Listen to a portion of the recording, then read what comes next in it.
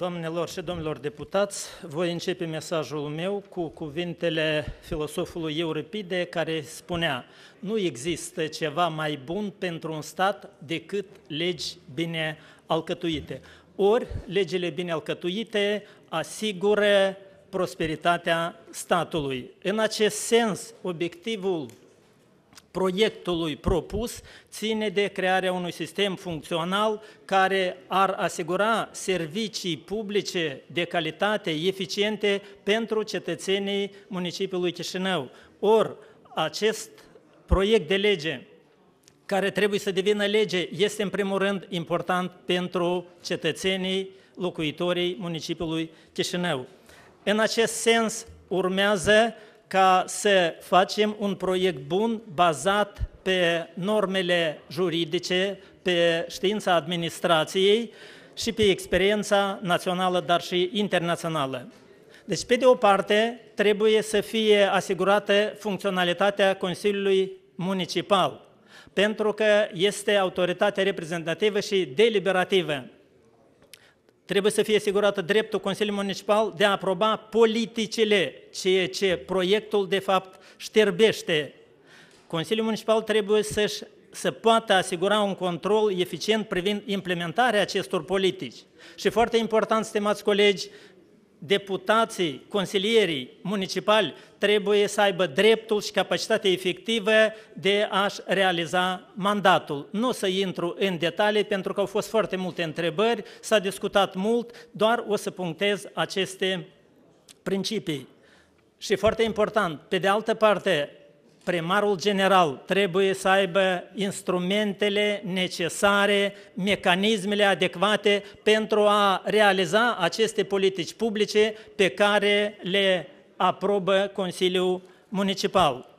Deci, principiul de bază al proiectului de lege trebuie să fie asigurarea delimitării coerente a competențelor între Consiliul Municipal și primarul general, între autoritățile deliberativă și cea executivă, și respectiv crearea mecanismelor și instrumentelor clare de interacțiune.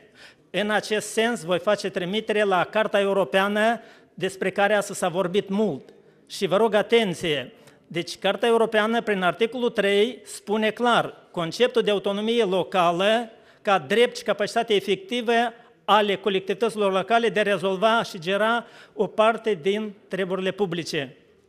Acest drept este exercitat de consilii care pot dispune de organe executive, de consilii care pot dispune de organe executive.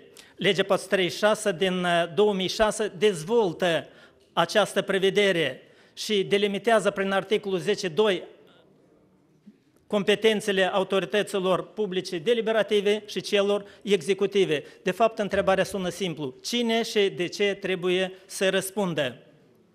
Autorii proiectului, din vari motive, limitează competențele Consiliului Municipal, arogând competențele de politici funcției de primar general. Astfel, la articolul 15.1, la alineatul N, atribuțiile primarului general coordonează și aprobă lucrările de construcție capitală a obiectivelor de menire social-culturală, comunală, a blocurilor locative, inclusiv gradul de ocupare a terenului, coeficientul de utilizare al terenului, instalațiilor inginerești, magistralelor de alimentare cu apă, cu gaz, energie electrică, termică, canalizare. Legea 436 privind administrația publică locală, articolul 14, competențele de bază ale Consiliului Local, liter F, definește această competență ca fiind una proprie Consiliului și nu primarului.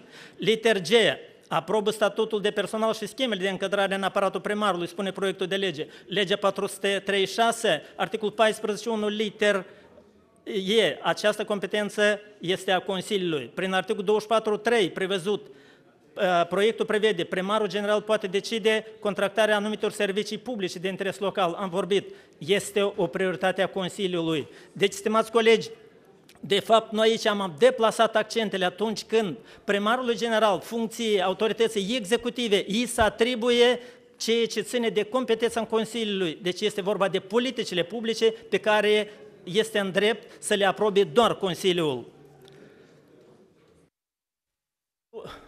Vă rog frumos, din partea fracțiunii sunteți, poftiți.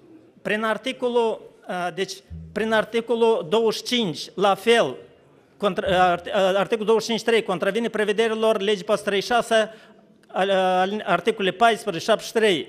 În acest sens, deci noi propunem ca să fie revăzute aceste prevederi, aduse în concordanță cu prevederile legii 436, Cartei Europene a Autonomiei Locale, dar și Constituției Republicii Moldova, pentru că Constituția, articolul 112, definește autoritățile publice locale prin care se realizează autonomia locale, sunt consiliile și primarii aleși. Și nici de cum, ceea ce am adresat întrebare, când subdiviziunile sunt ale primăriei și la mențiuni, stimați colegi, primăria nu este autoritate, nu pot structurile, întreprinderile municipale să fie subordonate primăriei. De aceea o să rog să se lucreze și la acest capitol.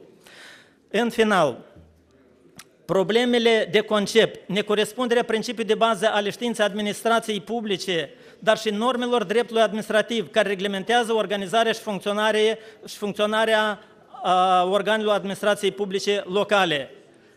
În acest sens, o să închei cu cuvintele lui Montesquieu, care spunea: o lege proastă îl silește totdeauna pe legiuitor să facă multe altele, de obicei foarte rele și ele, ca să preîntâmpine urmările sau măcar să îndeplinească scopul celei dintâi. Noi suntem gata pentru lectura a doua să venim cu amendamentele respective, dar trebuie să fie creat un grup de lucru în care să fie invitați și specialiști din domeniul administrației publice, de la Academie de Știință, Academie de Administrare Publică, experți pentru a face un proiect bun. Și acesta era scopul, de fapt, grupului de lucru. Proiectul a fost elaborat în termen înaintat către secretarul grupului de lucru care administra. De ce n-a avut prelungire și de ce Partidul Liberal n-a venit cu reacție atunci? Este, de fapt, altă parte. Stimați colegi, noi suntem deschiși pentru colaborare, dar să fie elaborat și aprobat un proiect de lege care o să facă bine pentru cetățenii municipiului Chișinău. Vă mulțumim.